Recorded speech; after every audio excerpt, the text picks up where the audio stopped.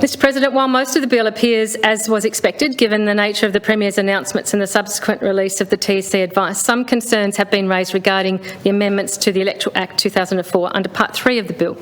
These concerns specifically focus on the need for specified measures to address the risk of increased informal votes due to the legislated requirement, commencing from the next general state election, for voters to number a minimum of 1 to 7 on the ballot papers.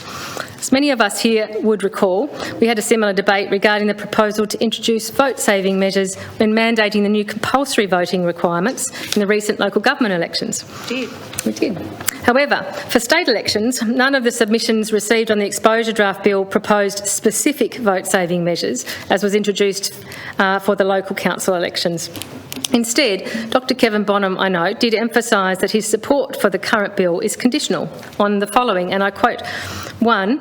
At the time of the bill's introduction, the government commit to resourcing the TEC to conduct a major multimedia voter education campaign aimed at not only ensuring voters are aware of the need to number 7 boxes, but also at combating the 3 commonest forms of unintended informal voting: omission and repetition of numbers, multiple first preferences, and use of ticks and crosses. 2.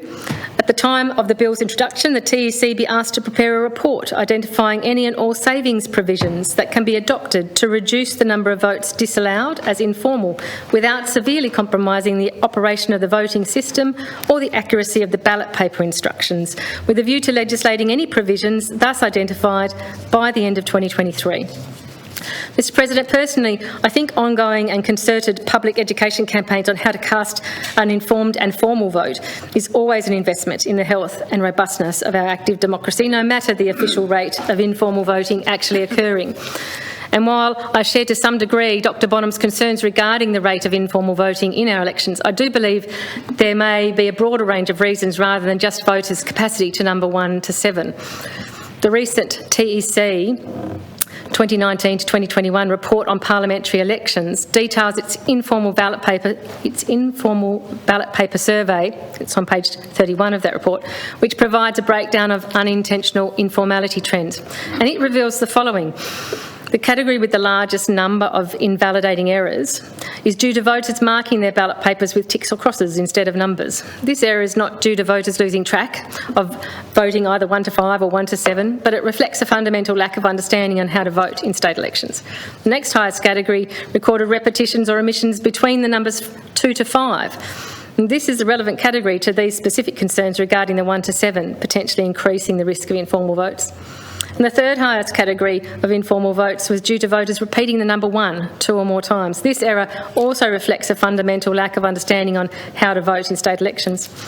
Mr President, we need to be clear on all contributing factors to the rate of informal votes, particularly unintended informal votes. And this data, already collated by the TEC, points to the need for increased research and investment in pre-election voter education, as very admirably called for by Dr Bonham. I would be particularly interested in a further breakdown detailing the voting experience of first-time voters, either because it's their first time voting since they turned 18 years old or that they are new to Tasmanians. How, when and where do they get their information regarding how to vote in our Hare-Clark system, for example? And there would be a range of other factors which may also be at play here, such as literacy or disengagement. So I'd like to hear from the government on whether the TEC will be specifically resourced to undertake a major multimedia voter education campaign to ensure voters are aware of the need to number 7 boxes, and also to combat the 3 identified most common forms of unintended informal voting: omission, repetition of numbers and multiple first preferences. I think, Mr President, the Electoral Commission have a very good little video about the Hare-Clark system on their website. It's been very effective in educating people. Well, hopefully if people have seen it, so it'd be great to look into. I've often shared it with people. Yeah, absolutely. To have a look at it. So that's why the suggestion of looking into how people are getting that information and whether those excellent resources are being utilised as best they can is, I think, a really good suggestion.